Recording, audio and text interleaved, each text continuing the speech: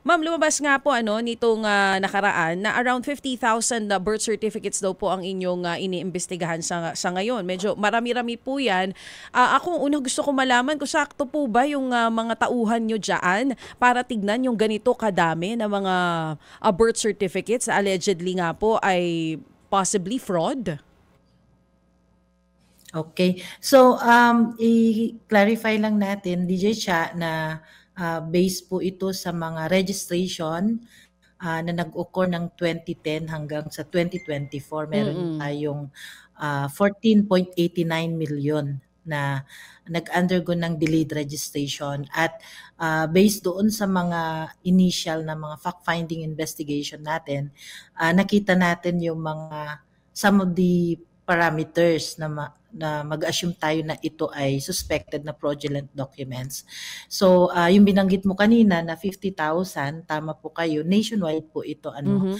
So, based dun sa datos, ay nasend na po natin ito sa ating mga PSA field offices dahil sila po yung magkakandak ng spot check sa ating mga local civil registrars at titingnan po ito sa mga records, registry books, yung mga records on file ng ating mga local civil registrars in terms sa compliance ng mga policies natin on the procedural and the requirements dito sa ating late registration. So, gagawin na po natin ito as part also of our regular conduct and audit para masigurado na as a way forward, hindi po tayo magkakaroon ng mga ganitong kaso na ng mga fraudulent na registration. So, ang involved po dito, buong PSA, kasama natin yung ating mga field officers, Mhm. mga chief at saka yung mga regional directors natin at mga regional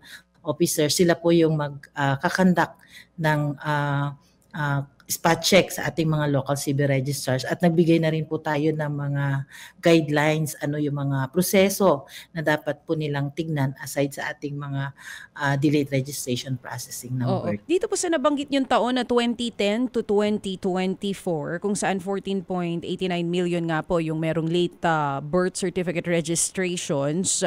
Ma'am, saang area po pinakamadami yung may late birth registration? Base po dyan sa datos na meron kayo.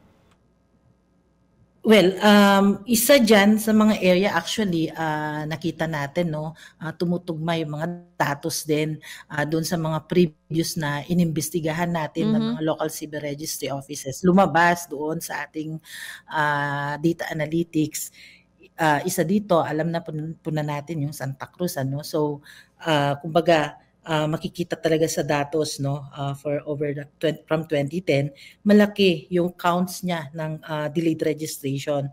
So, nakapag-conduct na kami actually ng investigation dito, but we have to backtrack, no, kasi mga latest na registrations, no, parang nag-umpisa din kami doon ng 2015 to 2023.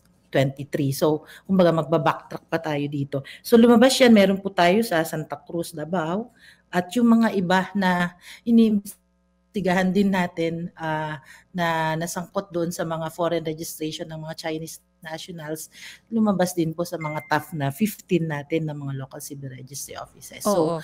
ongoing na po ito sa random audit ng ating mga field offices. Oo, dyan po sa binabanggit niyong lugar na Santa Cruz, Davao, is there a specific year na mayroon talagang spike ng bilang ng mga late register ng kanila pong birth certificate? Well, kung titingnan natin over the years, nag-a-average na talaga siya ng late registration for around 2,000 to 3,000. So, but when we had the investigation, nakita natin yung mga irregularities in a sense na wala silang mga supporting documents or negative certification lang na inisyu ng PSA, yung mga on file.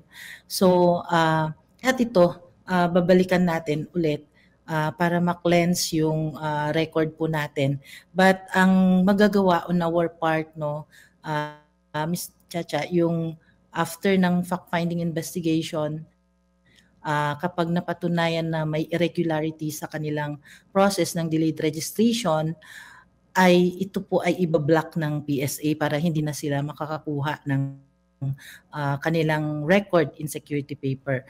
Pero ito ay dadaan pa rin dapat sa proseso ng cancellation sa korte. Mm. Kaya tayo ay nagko-coordinate din sa ibang ahensya ng gobyerno kagaya ng Office of the Solicitor General para ma-file ng petition for cancellation. Oo. Ako, I'm just curious, no, engineer, yung binabanggit niyo po dito na 2,000 to 3,000 yung late registration na slight alarming dun sa area ng Santa Cruz, Davao. During that time na nagkakaroon ng ganong klaseng registration, hindi po ba naaalarma din yung mismong central station nitong Civil Registration Service na parang, uy, ba't ganun? Parang dumadami yata ang may late registration. And moving forward, paano na rin po yung gagawin ninyo para hindi na rin ito mauulit? Itong delayed registration kasi, DJ Chacha, ay kumbaga wala namang special reporting. It form part ng regular process. So monthly yan. Monthly submit yung ating mga local civil registrar through our PSA field offices. So bulk yung registration sa ating mga provincial offices. But although tama nga kayo, siguro may mga dapat hint na, no, bakit maraming delayed registration sa mga areas na to. And that is why yung campaign talaga ng birth registration, yung timely ay paitingin para alam ng mga kababayan natin gaano ka-importante din na mai-register yung kanilang mga dokumento.